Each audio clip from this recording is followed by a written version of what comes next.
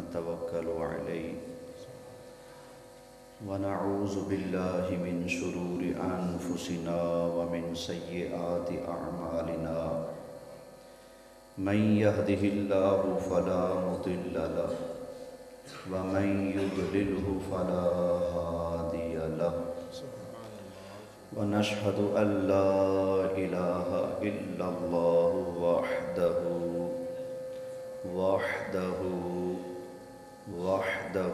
لا شريك له ونشهد أن سيدنا وسندنا وملجأنا ومأوانا ونبينا ورسولنا وإمامنا وطبيبنا وشفيعنا ومحبوبنا ومطلوبنا ومقصودنا وغوثنا وعوننا ومعيننا ونورنا ونور ديننا ونور إيماننا ونور قرآننا ونور إسلامنا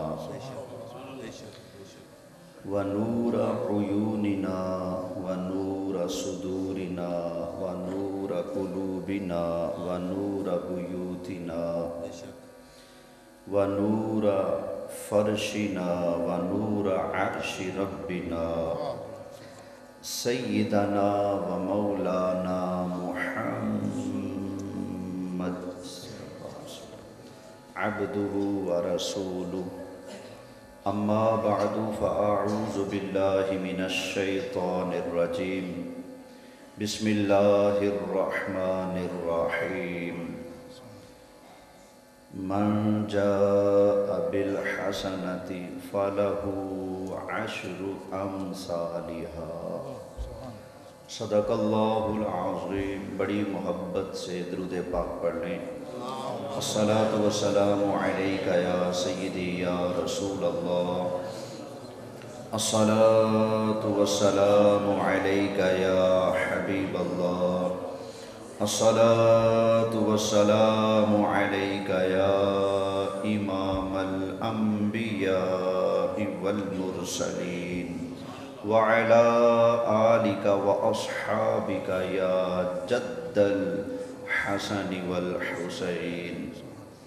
انتہائی قابل صد احترام حاضرین کرام، میرے بزرگوں، دوستوں اور پیارے بچوں، ہم سب بابا غلام یاسین مرحوم مغفور کے اصحال ثواب کے لیے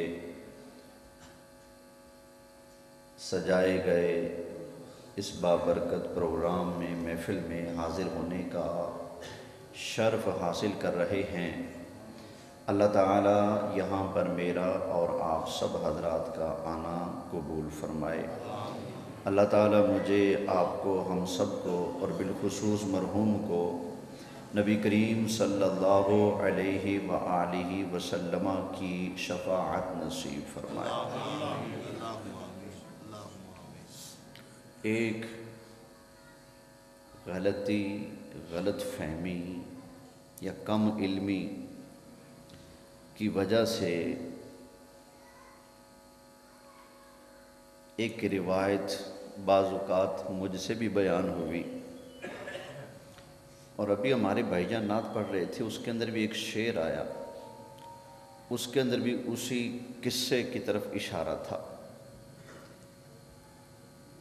بندہ یکدم تو ایم اے پاس نہیں ہوتا نا، پہلے پرائمری میں ہوتا ہے، پھر میٹرک میں، پھر ایف اے، بی اے، پھر جا کر تو بندہ ساری زندگی طالب علم رہتا ہے. علم آہستہ آہستہ بڑھتا رہتا ہے سرکار کے کرم سے. تو میں پرائمری دور میں ایک غلطی کرتا تھا. ایک روایت ہے لیکن جھوٹی ہے، من گھڑت ہے، کوئی ثبوت نہیں، کوئی پروف نہیں، مجھے اس کی تحقیق بھی نہیں تھی. میں خود بھی بعض اوقات بیان کر جاتا تھا، لیکن میں آپ سب کو گواہ بنا کر توبہ کرتا ہوں.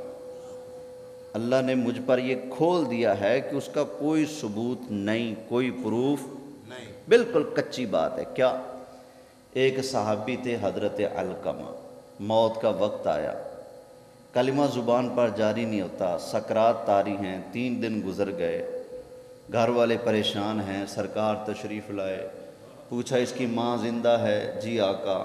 بلاؤ، اس بیٹے سے راضی ہو؟ نہیں آقا، اس نے مجھ پر ظلم کیا، تکلیفیں دی ہیں.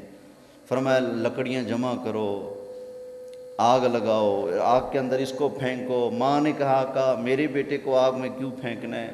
فرمایا تو اگر معاف نہیں کرے گی تو رب نے بھی تو پھینکنا ہی ہے نا، تو میں ہی پھینک دیتا ہوں. اس نے کہا نا نا آقا میں نے معاف کیا. یہ بات ہم بڑے چسکے سے ہمارے واعظین خطبہ بیان کر دیتے ہیں، لیکن اللہ اپنی پناہ میں رکھے بالکل جھوٹی بات ہے، کوئی ثبوت پروف اس کا بولیے نہیں ہے. لہٰذا جن کے علم میں آج یہ بات آ جائے تو آئندہ اس چیز سے پرہیز کرنا، اس کو بیان. آپ وہ شعر بھی چھوڑ دیں جس میں یہ آ رہا ہے، ٹھیک ہے؟ ہاں، اللہ آپ کو جزائے خیر عطا فرمائے. محبت سے درود پاک پڑھ لیجیے. جزاک اللہ جزاک اللہ. الصلاۃ والسلام علیک یا سیدی یا رسول اللہ وعلی آلک واصحابک یا سیدی یا حبیب اللہ صلی اللہ تعالی علیہ وآلہ وسلم. اللہ تعالیٰ نے نبی کریم علیہ السلام کو بڑی اونچی عظمتیں شانیں عطا فرمائی ہیں.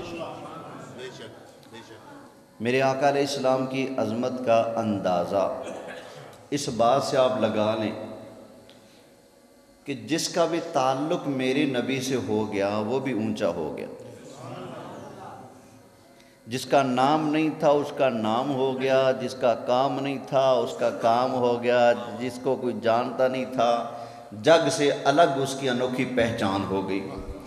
جس کی کوئی عزت ویلیو نہیں تھی، جو گلیوں میں بکنے والے تھے وہ کعبے کی چھت پر کھڑے ہو گئے.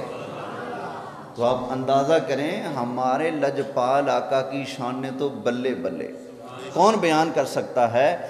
نبی کریم علیہ السلام کو اللہ نے یہ شان بخشی ہے، جو بھی میرے لجپال آقا سے جڑ گیا، میرے آقا کا بن گیا، اللہ نے اس کے ذکر کو بلند کر دیا ہے، اس کو بھی عظمت والا شان والا بنا دیا ہے. کالا غلام تھا، نام بلال تھا، موٹے موٹے نین نقش تھے، موٹے موٹے ہونٹ تھے، کالا سیاہ رنگ تھا، گلیوں میں منڈیوں میں ریٹ لگتے تھے، بکتا تھا.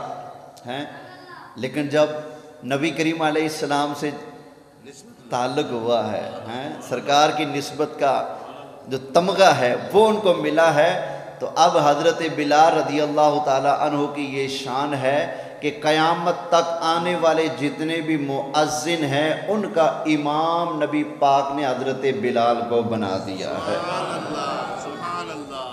کیا شان ہے ان کی. ہم تمنا کرتے ہیں کاش حضرت بلال کا دیدار ہی نصیب ہو جائے. کروڑوں لاکھوں روپے بھر کے لوگ سفر کر کے جاتے ہیں، یار حضرت بلال حبشی کا مزار دیکھنا نصیب ہو جائے. ان کو یہ شان انوکھی کیسے ملی؟ میرے آقا علیہ الصلوۃ والسلام کے ساتھ جڑ جانے کی وجہ سے. ہمارے آقا اتنے اونچے ہیں، اتنی بلند و بالا شان ہے میرے آقا کے، جو بے نام تھا آقا سے جڑا تو وہ بھی با نام ہو گیا. وہ حضرت حلیمہ سعدیہ کا سنتے رہتے ہیں نا، وہ کدی اٹھدی سی، کدی بہندی سی، کدی ڈگدی سی، کدی ڈہندی سی، ڈاچی بھی سب تو ماڑی سی، ہاں کوئی نہ نال رلاندا سی، سب تو پیچھے رہندی سن. مائیاں کہندیاں حلیمہ چھیتی کر پیچھے رہ گی. لیکن ایمانداری کی بات ہے جب سرکار صلی اللہ علیہ وسلم کو گود میں اٹھایا، حضرت حلیمہ سعدیہ فرماتی ہیں میرے نا سیدھی طرف کا جو دودھ تھا یہ خشک تھا. فرماتی ہیں میں نے 12 بچوں کو دودھ پلایا، صرف اس سائڈ سے پلایا، ادھر سے کسی ایک بچے کو ایک قطرہ بھی پینا نصیب نہ ہوا. لیکن کہتی ہیں میں نے نبی کریم علیہ السلام کو جب اٹھایا، اپنی گود میں لیا، سینے سے لگایا اور ادھر الٹی طرف سے دودھ پلانے کی کوشش کی، سرکار نے قبول ہی نہ کیا. فرماتی ہیں کہ بار بار سرکار لپکتے تھے اس طرف، ادھر توجہ فرماتے تھے، میں ادھر سے پلاتی ہوں حضور ادھر توجہ فرماتے ہیں، مجھے ڈر ہوا ادھر سے دودھ تو ہے ہی نہیں، میں ادھر سے پلاؤں دودھ نہ ملے، کہیں یہ بچہ مجھے چھوڑ ہی نہ جائے، اس برکت والے بچے سے میں محروم نہ ہو جاؤں۔ لیکن جب بار بار میں نے کوشش کی اور ہر بار سرکار نے اس کو ترک کیا اور ادھر سرکار نے توجہ فرمائی، حضرت حلیمہ فرماتی ہیں میں نے سرکار کو ادھر لگایا، بس سرکار کا لگنے کی دیر تھی فوراً ادھر دودھ اتر آیا، اور فرماتی ہیں کہ اتنا دودھ اترا میرے آقا علیہ السلام بچپنے میں جب دودھ حضرت حلیمہ سعدیہ کا پی رہے تھے تو دودھ کے قطرے نبی کریم علیہ السلام کے منہ شریف سے ادھر بھی باہر کو جا رہے تھے۔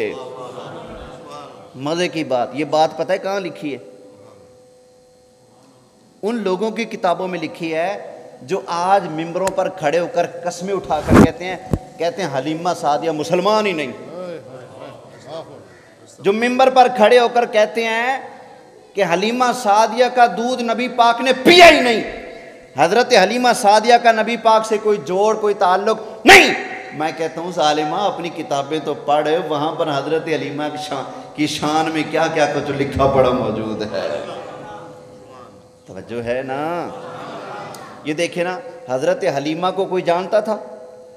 بولیں اور ساتھ والیاں بھی کہتی حلیمہ تیری وجہ سے ہم پیچھے رہ رہی ہیں، جس کو کوئی جانتا نہیں، جس کو کوئی پہچانتا نہیں۔ کسی نے کیا خوب کہا، سارے جگ تو حلیمہ بڑی غریبنی سی، کملی والے نو چک کے امیر بن گئی، انہوں جگ وچ کوئی بھی نہ جاندا سی، سارے جگ تو وکھری او دی تصویر بن گئی، اللہ نے کرم کیتا او دے بھاگ جاگے سارے جگ دیاں دائیاں دی پیر بن گئی۔ حضرت حلیمہ سعدیہ سبحان اللہ فرماتی ہیں میرا تو اپنا دودھ اتنا کم تھا، میرا بچہ سیر ہو کر نہیں پی سکتا تھا، لیکن جب نبی کریم علیہ السلام کو میں نے اٹھایا اللہ نے اتنی کثرت کے ساتھ دودھ پیدا فرما دیا، میرا اپنا بچہ بھی سیر ہو کر دودھ پیتا اور نبی کریم علیہ السلام بھی سیر ہو کر دودھ پیا کرتے تھے۔ ذرا اونچی وہاں سے کہیے سبحان اللہ۔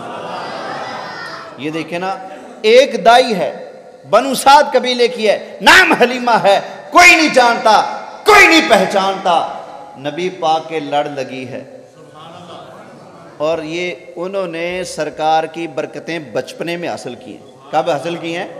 بچپنے میں۔ جو نبی بچپن میں اتنی عظمتیں بانٹ رہے ہیں، اتنی شانیں بانٹ رہے ہیں، جو بچپن کے اندر میرے نبی کا دریائے رحمت اتنا پرجوش ہے، تو پھر سرکار نے جب وہ اعلان نبوت فرمایا ہوگا اس وقت میرے آقا کی عظمتوں کا کیا کہنا ہے۔ اور اللہ کا ایک وعدہ ہے قرآن میں، سنا دوں؟ اللہ تعالیٰ نے ارشاد فرمایا وَالضُّحَىٰ وَاللَّيْلِ إِذَا سَجَىٰ مَا وَدَّعَكَ رَبُّكَ وَمَا قَلَىٰ وَلَلْآخِرَةُ خَيْرٌ لَكَ مِنَ الْأُولَىٰ۔ اللہ تعالیٰ نے قرآن حکیم کے اندر نبی کریم علیہ السلام سے وعدہ فرمایا وَلَلْآخِرَةُ خَيْرٌ لَكَ مِنَ الْأُولَىٰ، حبیب پیارے آپ کی ہر آنے والی گھڑی پہلی گھڑی سے بہتر ہے۔ آپ کی ہر آنے والی گھڑی پہلی گھڑی سے کیا ہے؟ اونچی آواز سے یہ دیکھیں نا، یوں کہہ لیں یہ پہلی گھڑی، یہ دوسری گھڑی، یہ تیسری گھڑی، یہ چوتھی گھڑی، یہ پانچویں گھڑی، گھڑیاں گزرتی جا رہی ہیں نا وقت کی۔ اللہ فرماتا ہے محبوب آپ کی ہر آنے والی گھڑی پچھلی گھڑی سے مثلا اس گھڑی میرے آقا علیہ السلام کی کروڑ شانیں ہیں، تو اگلی گھڑی بولیں 2 کروڑ، اس سے اگلی گھڑی وَإِن تَعُدُّوا نِعْمَةَ اللَّهِ لَا تُحْصُوهَا۔ اللہ نے محبوب کو اتنی عظمتیں عطا فرمائی ہیں، کوئی گننا چاہے تو گن نہیں سکتا۔ قاضی نعرہ رسالت، نعرہ رسالت، نعرہ رسالت، نعرہ خلافت، نعرہ حیدری، شان مصطفیٰ، علماء اہل سنت۔ قاضی ایاز مالکی رحمۃ اللہ تعالی علیہ شفا اس آیت کو سرکار کی عظمت کے باب میں لکھ کر فرماتے ہیں اللہ کی نعمتیں گننا چاہو تو گن نہیں سکتے، فرماتے ہیں تمہیں پتہ بھی ہے یہ نعمت سے مراد کون ہے؟ فرماتے ہیں اس سے مراد ہے نبی کریم علیہ السلام، کہ اللہ نے محبوب کو اتنی عظمتیں، اتنی شانیں، اتنی پاوریں عطا فرمائی ہیں، ہم لوگ گننا چاہیں ہماری گنتیاں ختم ہو جائیں پر سرکار کی عظمت کا باب پورا نہیں ہو سکتا۔ سب سے اعلیٰ ہمارا، سب سے بالا والا ہمارا، اور خلق سے اولیاء، اولیاء سے رسول، خلق سے اولیاء، اولیاء سے رسول، اور رسولوں سے اعلیٰ۔ اس میں تو شک ہی نہیں نا، پھر آپ کی آواز میں بھی شک نہیں، پک ہونا چاہیے، محبت سے بولیے سب سے اعلیٰ اعلیٰ بھی، سب سے بالا والا ہمارا، کوئی ملک کونین میں انبیاء تاجدار، ملک کونین میں انبیاء تاجدار، تاجداروں کا آقا حضرت آدم علیہ السلام تاجدار بن کے آئے، حضرت نوح علیہ السلام تاجدار بن کے آئے، حضرت شیس علیہ السلام تاجدار بن کے آئے، حضرت ادریس علیہ السلام تاجدار بن کے آئے، حضرت داؤد علیہ السلام تاجدار بن کے آئے، حضرت سلیمان علیہ السلام تاجدار بن کے آئے، حضرت یونس علیہ السلام تاجدار بن کے آئے، حضرت ہارون علیہ السلام تاجدار بن کے آئے، حضرت ادریس علیہ السلام تاجدار بن کے آئے، حضرت ذوالفقار علیہ السلام تاجدار بن کے آئے، حضرت شعیب علیہ السلام تاجدار بن کے آئے، حضرت حزقیاہ علیہ السلام تاجدار بن کے آئے، حضرت موسیٰ علیہ السلام تاجدار بن کے آئے، حضرت عیسیٰ علیہ السلام تاجدار بن کے آئے، اللہ کے سارے نبی تاجدار بن کے آئے، بادشاہ بن کے آئے، پر تاجداروں کا آقا ہمارا، تاجداروں کا آقا ہمارا نبی، سب سے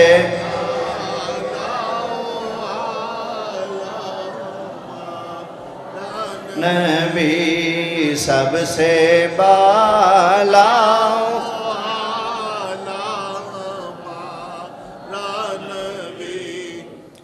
ذرا توجہ کرنا، حضرت بلال غلام حضور سے جڑے، اتنی اونچی شان، حضرت حلیمہ جس کو پوچھتا نہیں تھا، سرکار کی ماں بنی، سرکار سے جڑی تو او بلند رتبہ ہو گیا، حضرت سلیمان فارسی کسی کے غلام بنے، کہیں بکے، کہیں تلے، چلتے چلتے، لیکن جب سرکار سے جڑے تو وہ بلند مقام ہو گیا۔ تو پتہ چلا ہمارے لجپال آقا صلی اللہ علیہ وسلم کے ساتھ جو بھی جڑتا گیا، میرے آقا اس کے اوپر اپنا رنگ چڑھاتے گئے، اس کو عظمتیں شانیں عطا فرماتے گئے ہیں۔ سوچنے کی بات ہے، بلال جیسا غلام جڑے عظمت والا بن جائے، حضرت حلیمہ جیسی خاتون جڑے عظمت والی بن جائے، حضرت سلمان فارسی جیسا جڑے تو وہ عظمت والا بن جائے، تو جب صدیق جڑے، فاروق جڑے، عثمان جڑے، علی جڑے، ان کو میرے آقا علیہ السلام نے کیا عظمتیں شانیں عطا فرمائی ہوں گی۔ اچھا، حضرت ابوبکر صدیق، حضرت عمر، حضرت عثمان، حضرت علی، یہ تو وہ ہیں ادھر سے آئے، سرکار سے جڑے، ان کی شان سبحان اللہ، تو جو میرے آقا علیہ السلام کے اندر سے پیدا ہوئے ہیں میرے آقا علیہ السلام کے بیٹے، میرے آقا کی بیٹیاں، میرے آقا کے نواسے، میرے آقا کی نواسیاں، ان کی عظمتیں، ان کی شانیں کون بیان کر سکتا ہے؟ اللہ اللہ نبی کا گھرانہ، یہ گھرانہ وراء الورا ہے، اس میں حسنین ہے، فاطمہ ہے، اس گھرانے میں مشکل کشا ہے۔ محبت سے بولیے سبحان اللہ۔ شک نہ کرنا نبی کے یاروں پر، اور کبھی شک نہ کرنا نبی کے گھر والوں پر۔ جو بھی سرکار سے جڑ گیا نا، جس کا بھی تعلق ہے، اس کا حیا کرنا ہمارے اوپر فرض ہے۔ سمجھ آگی نا؟ کبھی کسی کی باتوں میں آ کر کسی بھی نبی پاک کے صحابی پر اعتراض مت کرنا۔ کیوں؟ وہ میرے تیرے صحابی نہیں، وہ مصطفیٰ کے صحابی ہیں۔ سرکار کی آل کے بارے میں بھی کسی کی باتوں میں آ کر مندہ لفظ نہیں بولنا۔ کیوں؟ میری تیری آل نہیں، میرے مصطفیٰ کی آل ہے۔ میرے آقا خود فرماتے ہیں مجھ سے محبت کرو اس لیے کہ میں اللہ کا محبوب ہوں۔ میرے صحابہ سے محبت کرو کیونکہ وہ میرے صحابہ ہیں۔ میری آل سے محبت کرو کیونکہ وہ میں مصطفیٰ کی آل ہے۔ اونچی آواز سے بولیے۔ اس لیے الحمدللہ ہم سنی ہے نا، ہمارے چہرے پر دو آنکھیں ہیں، ایک پر مصطفیٰ کے صحابہ کو بٹھایا ہوا، ایک پر نبی کی آل کو بٹھایا ہوا ہے۔ سنو سنو سنو ذرا، میرے آقا علیہ السلام کے ساتھ جن کی نسبت ہوئی ان کی عظمتیں تو کیا یار، کیا کہنے۔ پچھلی امتوں کی بات کرتے ہیں، پچھلی امتوں کی۔ پچھلی امتوں کے ولی جا رہے تھے۔ کون؟ یہ امت شان والی یا پچھلی؟ بولے یہ امت، سرکار کی امت کیا ہے؟ سب سے زیادہ شان والی۔ قرآن کی نص ہے کنتم خیر امت اخرجت للناس۔ جتنے بھی امتیں آئی ہیں سب سے زیادہ عظمت والی امت میرے مصطفیٰ کی امت ہے۔ تو اس امت کی شان سبحان اللہ۔ ہم پچھلی امتوں کی بات کرتے ہیں، پچھلی امت کے نبی کی بات نہیں، پچھلی امت کے ولیوں کی بات کرتے ہیں۔ بات بھی قرآن کے اندر موجود ہے۔ پچھلی امت کے ولی نیک بندے کفر کے ستائے، ظلم کے ستائے، تنگ ہوئے بیچارے، کفر سے، ظلم سے، شرک سے نجات پا کر الگ کہیں پناہ ڈھونڈنے جا رہے تھے۔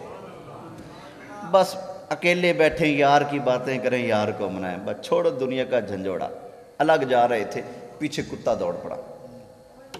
ان جانے والوں کو کہتے ہیں اصحاب کہف۔ جا رہے ہیں، پیچھے کتا آ گیا تو انہوں نے کتے کو بھگانا شروع کیا، چل بھاگ جا۔ مطلب یہ تھا کہ یہ کتا ہے، ہم جہاں جائیں گے تو کتا بھی ساتھ جائے گا، یہ بھونکے گا۔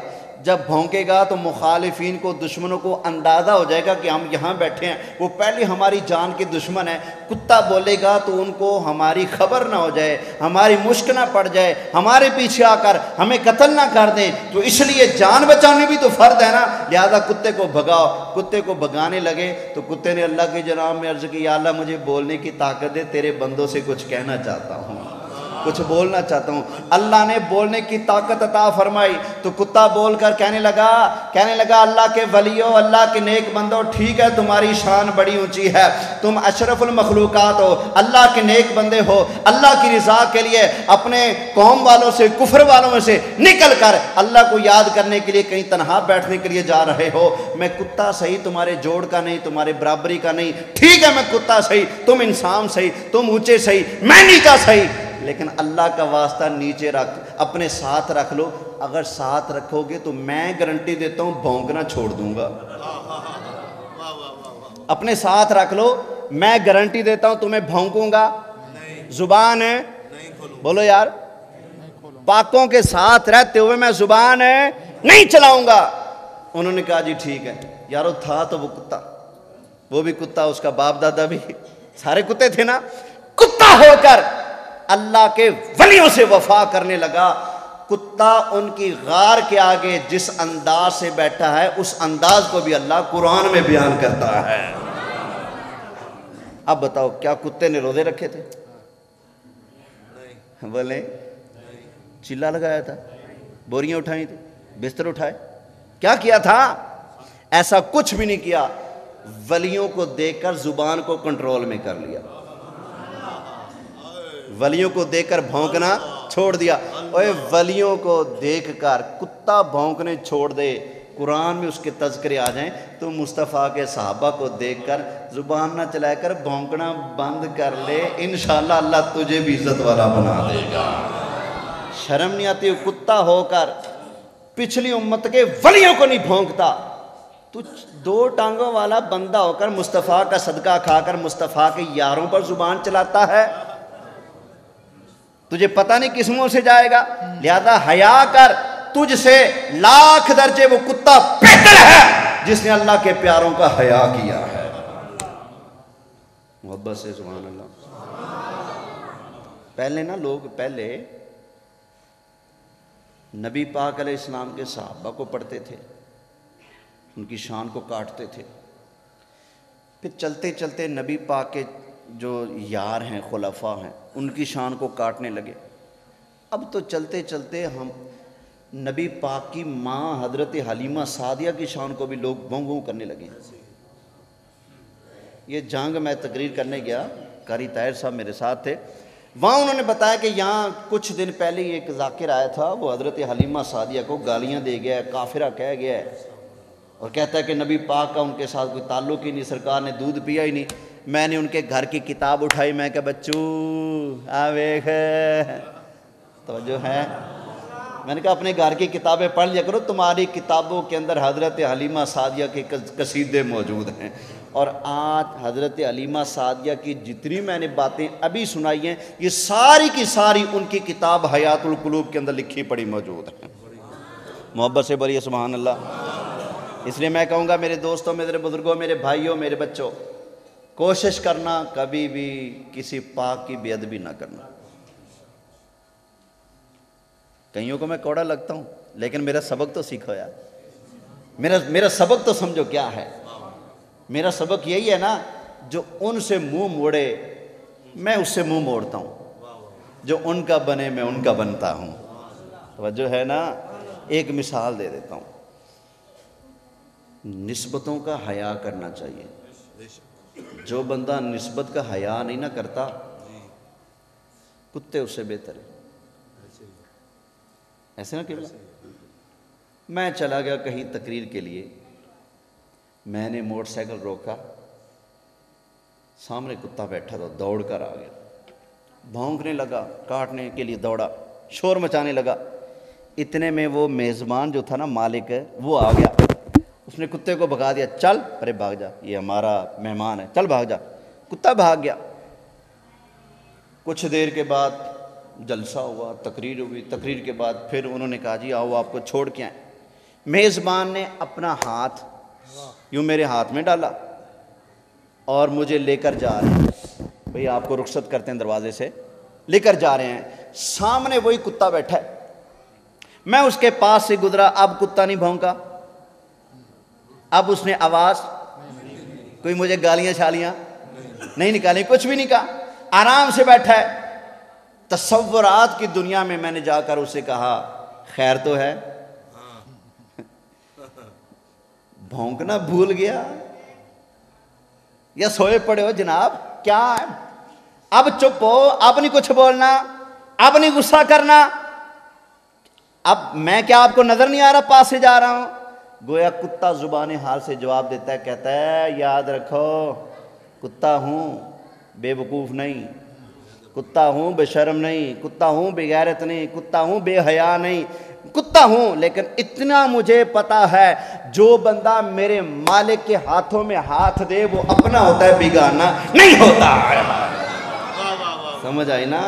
جو مالک کے ہاتھوں میں ہاتھ ہے، کتا اس کو حیا کرتا ہے۔ حضرت ابو بکر صدیق نے نبی پاک کے ہاتھوں میں ہاتھ دیا، حضرت عمر فاروق نے نبی پاک کے ہاتھوں میں ہاتھ دیا، حضرت عثمان نے نبی پاک کے ہاتھوں میں ہاتھ دیا، حضرت علی نے نبی پاک کے ہاتھوں میں ہاتھ دیا. جو آج ہمیں کہتا ہے نہ حضرت ابو بکر کا ایمان ثابت کرو, حضرت عمر کا ایمان ثابت کرو, حضرت عثمان کا ایمان ثابت کرو, یہ معاذ اللہ مسلمان نہیں تھے. میں پوچھتا ہوں کتا تو حیا کرے کہ میرے مالک کے ساتھ جڑا ہے, وہ حیا کرے, تو حیا نہ کرے. ظالمہ تجھ سے لاکھ درجے کتا بہتر ہے. اللہ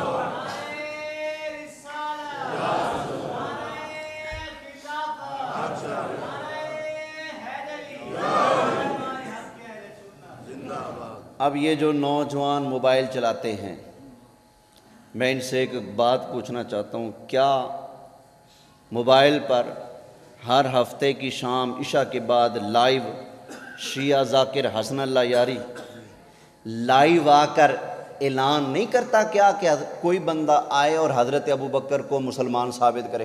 کیا وہ نہیں کہتا؟ جو موبائل کے یوزر ہیں جنہوں نے دیکھا بتائیں مجھے, کیا نہیں وہ کہتا؟ ہر ہفتے کی شام کو وہ لائیو آتا ہے اور کہتا ہے کہ جس کے اندر بھی دم خم ہو میرے سامنے بیٹھے حضرت ابو بکر صدیق کا مسلمان ہونا ثابت کرے. توجہ ہے؟ اس کا جواب عرض کر دوں چھوٹا سا, پلے باندھیں گے نا؟ اتنا بتاؤ, میں پنجو پل جامع مسجد میں ہوتا ہوں, آپ پنجو پل آتے جاتے کبھی نماز بھی تو پڑھتے ہوں گے نا میرے پیچھے, پڑھی ہے نا کبھی؟ ٹھیک ہو گیا. آپ مجھے پنجو پل کسی ہوٹل پہ دیکھیں, میں نے کرسی لگائی ہو, ہاتھ میں سگریٹ ہو, بڑے بڑے کش لگا کے پی رہا ہوں میں, اس کے بعد میرا یہ انداز یہ طریقہ دیکھ کر آپ کا دل کرے گا نماز پڑھنے کو؟ بولیں. اچھا, حافظ عبدالستار صاحب کا باغ ہے مالٹوں والا, میں وہاں سے گزرا, چوری چپ کے 2-4 مالٹے توڑ دیے, کسی نمازی نے دیکھ لیا, اب وہ نماز پڑھے گا؟ نہیں. بولیے. اچھا, دوسری, یہ مالٹے توڑنا, یہ سگریٹ پینا, یہ عمل کی کمزوری ہے یا ایمان کی؟ عمل کی کمزوری. بولیے. عمل کی. اگلی بات, ایمان کی کمزوری بڑی کمزوری ہے یا عمل کی کمزوری؟ ایمان کی کمزوری بڑی کمزوری ہے. کیوں؟ اس لیے کہ اگر ایمان کی کمزوری ہوئی تو کبھی بھی جنت نہیں جا سکتا, عمل کی کمزوری ہوئی تو لتر تھپڑ کھا کھو کے جنت میں چلا ہی جائے گا. سمجھ آ گئی نا؟ تو ایمان کی کمزوری بڑی چیز ہے, عمل کی کمزوری چھوٹی چیز ہے. سوچنے کی بات ہے, 14ویں صدی کا مسلمان جس مولوی صاحب کو سگریٹ پیتا دیکھے اس کے پیچھے نماز پڑھنے کے لیے تیار نہیں, جس کو مالٹے توڑتے دیکھے اس کے پیچھے نماز پڑھنے کے لیے تیار نہیں. اللہ یاری سے میں ایک ہی سوال کرتا ہوں, قیامت تک اگر ہمت ہے تو مجھے جواب دے, شرط ہے کہ جھوٹ نہ بولے, سچ بول کر جواب دے. مولا علی نے حضرت ابو بکر صدیق کے پیچھے 2.25 سال نمازیں پڑھی ہیں, 10 سال حضرت عمر کے پیچھے نمازیں پڑھی ہیں, پورے 12 سال حضرت عثمان غنی کے پیچھے نمازیں پڑھی ہیں. اوے 14ویں صدی کا مسلمان حیا کرتا ہے جو سگریٹ پیے, میں نہیں نماز پڑھوں گا. اگر ان کے اندر عمل کی نہیں ایمان کی کمزوری تھی تو مولا علی نے نمازیں کیوں پڑھی؟ مولا علی نے نمازیں پڑھ کر بتا دیا جس طرح میں علی شان والا ہوں, علی کے ایمان بھی بڑی شان والے ہیں. بولیے سبحان اللہ. 2 نمبر کے پیچھے میں نماز نہیں پڑھتا, 2 نمبر کے پیچھے آپ نماز نہیں پڑھتے. ظالموں بتاؤ, اگر وہ ایسے تھے تو میرے علی نے نمازیں کیوں پڑھی؟ توجہ ہے, سمجھ آیا کہ نہیں؟ 2.25 سال کس کے پیچھے؟ حضرت ابو بکر کے پیچھے. 10 سال کس کے پیچھے؟ حضرت عمر کے پیچھے. 12 سال حضرت عثمان غنی کے پیچھے. مجھے اتنا بتاؤ, اگر وہ بے ایمان تھے معاذ اللہ تو حضرت علی کی نمازوں کا کیا بنے گا؟ بولیں. میں نے ایک ذاکر سے پوچھا تھا, میں نے کہا بتا باؤ جی بتا ان نمازوں کا کیا بنے گا؟ کہتے جی مولا علی ڈرتے تھے, ڈر کی وجہ سے ان کے پیچھے نماز پڑھتے تھے, کیونکہ میں اکیلا ہوں وہ اتنے ہیں. میں نے کہا ظالمہ شرم نہیں آتی, پیر علی خیبر کے اندر تو نہ ڈرے ہیں, پیر علی اور ڈر. مولا علی تو فرماتے ہیں, ناج البلاغہ کے اندر لکھا ہے, فرماتے ہیں اللہ کی قسم ہے, میری اپنی جان کی قسم ہے, حضرت علی فرماتے ہیں جو بندہ حق کے خلاف چلے گا ماں نے جمیا ہی نہیں جڑا علی نو او دے نال لڑن تو ڈک سکے۔ مولا علی فرماتے ہیں، اور ایک اور فرمان مولا علی کا، مولا علی فرماتے ہیں اگر کوئی بندہ میرا حق دبائے گا میں علی اس کے منہ میں جبڑے میں رکھ کے نا پاؤں رکھ کے ادھر پاؤں رکھ کے اور ادھر سے پکڑ کے فرماتے ہیں اس کے جبڑے چیر کر بھی میں علی اپنا حق لے کر رکوں گا۔ مولا علی تو وہ ہیں، سمجھ آ گئی نا؟ تو کہتے ہیں جی مولا علی ڈرتے تھے۔ اب بتاؤ مولا علی کی شان سنیوں نے مانی یا ہم نے مانی ہے؟ یار لوگوں نے پیر علی کی شان بھی نہیں مانی انہوں نے، وگرنہ ہم تو کہتے ہیں اگر کوئی سیدہ پاک پر ظلم کرتا، مولا علی کا حق مارتا یا ان سے کوئی خلافت چھینتا، پیر علی شہادت کا جام پی لیتے لیکن آرام سے نہ بیٹھتے۔ پیر علی تو پیچھے نمازیں پڑھ رہے ہیں، حضرت پیر علی تو اپنی سگی بیٹی نبی پاک کی سگی نواسی حضرت ام کلثوم کا نکاح حضرت عمر کے ساتھ خود پڑھا رہے ہیں۔ تو یہ سارے معاملات اس بات کی دلیل ہے، نمازیں پڑھنا اس بات کی دلیل ہے۔ آج 1400 سال کے بعد جو صحابہ کا نقشہ جھوٹا موٹھا بنا کر لوگوں کے سامنے پیش کیا جا رہا ہے بالکل غلط، جھوٹ ہے، فراڈ ہے۔ تاریخ کو اور جو حقائق ہیں ان کو بدلا جا رہا ہے۔ حق اور سچ وہی ہے جو ہمیں اس دور میں نظر آتا ہے۔ مصلی پر حضرت ابوبکر ہیں، پیچھے حضرت علی کھڑے ہیں، مصلی پر حضرت عمر ہیں، پیچھے حضرت علی کھڑے ہیں، مصلی پر حضرت عثمان ہیں، پیچھے حضرت علی کھڑے ہیں۔ پیر علی نے نمازیں پڑھ کر بتا دیا ہمارے بارے میں لڑائیوں کے قصے، حق مارنے کے قصے، جھگڑوں کے قصے، قتل و غارت کے قصے بیان کرنے والے سارے جھوٹے ہیں۔ ہمارے اندر تو اتنا ادب ہے، اتنا پیار ہے، ایک دوسرے کے پیچھے ہم نمازیں بھی پڑھ رہے ہیں۔ لہذا یہ تھوڑا سا نا آج کل اپنے ہوش و حواس کو برقرار رکھ کر یہ سوچنے کی ضرورت ہے کہ حضرت علی رضی اللہ تعالیٰ عنہ نے ان کے پیچھے نمازیں پڑھی ہیں، لہذا ان کے اندر کوئی عیب نہیں تھا۔ کیوں؟ ہم بے عیب دار کے پیچھے، عیب دار کی قربانی نہیں لگتی، عیب دار امامت نہیں کرا سکتا۔ اگر عیب تھا تو پیر علی ان کو امام کیوں مانتے؟ تو جو ہے نا، بس آخر میں ایک حضرت مولا کائنات علی مرتضیٰ شیر خدا کرم اللہ تعالی وجہہ الکریم کا فرمان عالی شان سنا دیتا ہوں، بس گفتگو ختم۔ صحیح مسلم شریف کی حدیث ہے، کون سی کتاب ہے؟ صحیح مسلم شریف۔ صحیح مسلم شریف حدیث موجود ہے۔ نبی پاک علیہ السلام کے چچا حضرت عباس کے بیٹے حضرت عبداللہ بن عباس، یہ نبی پاک کی اہل بیت ہیں۔ حضرت عباس حضور کے چچا کیا ہیں؟ سرکار کی اہل بیت ہیں۔ سرکار کے اہل بیت والے کیا فرما رہے ہیں ذرا سنتے جانا۔ جب حضرت عمر رضی اللہ تعالیٰ عنہ کی شہادت ہوئی، حضرت عمر فاروق کا جنازہ رکھا ہوا تھا، لوگ ارد گرد کھڑے ہو کر حضرت عمر کی صفتیں بیان کر رہے تھے، ان کی عظمت بیان کر رہے تھے۔ حضرت عبداللہ بن عباس فرماتے ہیں ایک بندہ پیچھے سے آیا، اس نے اپنی کونی میرے کندھے پر رکھ دی، کندھے پر کونی رکھ کر بڑے درد سے وہ بندہ کہنے لگا ہائے عمر ہائے، تیرے جانے کے بعد کوئی بندہ مجھے ایسا نظر ہی نہیں آتا جس کے بارے میں یہ آرزو کروں کہ قیامت والا دن آئے تو تمہارا نامہ اعمال میرے ہاتھ میں ہو۔ اللہ پوچھے نا کیا عمل لے کے آئے ہو تو میرے پاس حضرت عمر والی کاپی ہو، حضرت عمر کا نامہ اعمال میرے ہاتھ میں ہو، میں کہوں گا یا اللہ یہ پیارے پیارے نیک عمل لے کر آیا ہوں۔ اے عمر تمہارے ایسے اعمال تھے، تمہارے ایسے کام تھے، تمہاری ایسی دینی خدمات تھیں کہ تمہارے بعد مجھے کوئی ایسا نظر ہی نہیں آتا جس پر میں اتنا فخر کروں۔ میں تو یہ آرزو کرتا تھا قیامت والے دن اللہ پوچھے کیا لائے ہو تو میں آپ کے اعمال کی کاپی اپنے ہاتھ میں لے کر کہوں گا یا اللہ یہ لے کر آیا ہوں، میں یہ لے کر آیا ہوں۔ حضرت عبداللہ بن عباس فرماتے ہیں میں نے پیچھے مڑ کر دیکھا تو وہ بندہ کوئی بیگانہ نہیں تھا، وہ حضرت شیر خدا حضرت علی مرتضیٰ تھے۔ کون تھے بولو؟ حضرت علی رضی اللہ۔ حضرت علی تو حضرت عمر کو اتنا پاک باز سمجھتے ہیں. آپ فرماتے ہیں کاش جب حساب ہو ہاتھ علی کا ہو اعمال نامہ عمر کا ہو. اتنا پیار, اتنی عقیدت.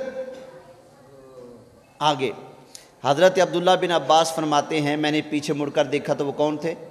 حضرت علی. آگے حضرت علی نے فرمایا وَعَيْمُ اللَّهِ, فرمایا اللہ کی قسم ہے, اللہ کی قسم, اے عمر مجھے پہلے پتا تھا تم نے وفات کے بعد, شہادت کے بعد کہاں دفن ہونا ہے, مجھے پہلے پتا تھا. ابھی تدفین نہیں ہوئی. حضرت علی فرما رہے ہیں اے عمر مجھے پہلے ہی پتا تھا جب آپ کی شہادت ہوگی تو آپ دفن کہاں ہوں گے, مجھے اپنا نہیں پتا میں نے کہاں دفن ہونا ہے. آپ کو پتا ہے؟ بولیے. ہم بعض اوقات نشان لگا دیتے ہیں یہاں میری قبر بنانا, ہفتے بعد دیکھتے ہیں وہاں کوئی اور دفن ہوا پڑا ہوتا ہے کہ نہیں ایسا؟ ہمیں نہیں پتا اپنی قبر کا کہاں ہونا ہے. لیکن حضرت علی فرماتے ہیں اے عمر مجھے پتا تھا تمہاری قبر کہاں بنے گی. پوچھا جی کہاں؟ فرمایا روضہ رسول میں نبی پاک کے ساتھ. کہا جی آپ کو کیسے پتا؟ حضرت علی نے کہا میں نے ساری زندگی نبی کریم علیہ السلام سے ہمیشہ یہی سنا, حضور فرماتے تھے میں بھی گیا, ابو بکر بھی گیا, عمر بھی گیا, میں بھی آیا, ابو بکر بھی آیا, عمر بھی آیا, میں اٹھا, ابو بکر بھی اٹھا, عمر بھی اٹھا, میں نے کھایا, ابو بکر نے بھی کھایا, عمر نے بھی کھایا, میں اس سے ملنے گیا, ابو بکر بھی گیا, عمر بھی گیا. حضرت علی فرماتے ہیں اللہ کی قسم ہے مجھے پہلے پتا تھا جس مصطفیٰ نے زندگی کے اندر نہ اٹھنے میں, نہ بیٹھنے میں, نہ کھانے میں, نہ پینے میں, نہ آنے میں, نہ جانے میں کہیں بھی تمہیں خود سے جدا نہیں کیا, تو مجھے پتا تھا مصطفیٰ قبر میں بھی تمہیں خود سے جدا نہیں کریں گے. اے عمر مجھے پہلے پتا تھا کہ تم جب وفات پاؤ گے, شہادت کے بعد, وفات کے بعد تمہاری قبر مصطفیٰ کے قدموں میں بنے گی. تو یہ حضرت علی کا فرمان بھی اس بات کی دلیل ہے. آج کوئی بندہ اگر کہتا ہے کہ صحابہ اور اہل بیت کے درمیان لڑائیاں تھیں, ایک دوسرے کے جانی دشمن تھے, واللہ خدا کی قسم ہے, اللہ کی عزت کی قسم ہے, وہ جھوٹ بولتا ہے. سچ یہی ہے کہ ان کے درمیان تو بڑی محبتیں تھیں, بڑی محبتیں تھیں. استاد قاری طاہر صاحب 20 سال اپنے شاگردوں کو سمجھائیں لڑنا نہیں. کتنے سال؟ 20 سال سمجھائیں. ایک دن کہیں کام چلے جائیں, پیچھے سے شاگرد لڑ پڑے, تو انہوں نے استاد کی تعلیمات کی قدر کی نہیں. تو جو کہتے ہیں کہ حضور وفات پا گئے تو فوراً صحابہ اور اہل بیت لڑ پڑے, تو وہ کیا یہ گستاخی نہیں کر رہے ہیں ان پاک ہستیوں کی؟ میرے شاگرد میرے پیچھے لڑے ہیں تو وہ میری توہین کر رہے ہیں, میری تعلیمات کو مٹی میں ڈال رہے ہیں. بھائی اگر وہ لڑتے تھے تو پھر کافر کیا کہے گا, تمہارے نبی کی امتیوں نے ہیں بس نبی کے جانے کی دیر تھی ساری تعلیمات کو مٹی میں ڈال دیا. نہ یہ کافروں کا بنایا ہوا دھوکہ, فراڈ, چال, مکر تو ہو سکتا ہے, اس کا حقیقت سے کوئی تعلق نہیں. نہ کسی کی باتوں میں, بس یہی سبب پکا لو میرے آقا کے صحابہ, میرے آقا کے اہل بیت آپس میں ایسے تھے, بس یہی حق ہے, یہی سچ ہے. اس کے علاوہ جو بھی ہے سب جھوٹ ہے, سب لوگوں کی بنائی کہانی ہیں. اللہ تعالی ہمیں حق سچ بیان کرتے رہنے کی توفیق عطا فرمائے. آمین آمین بجاہ النبی الامین صلی اللہ علیہ وآلہ وسلم.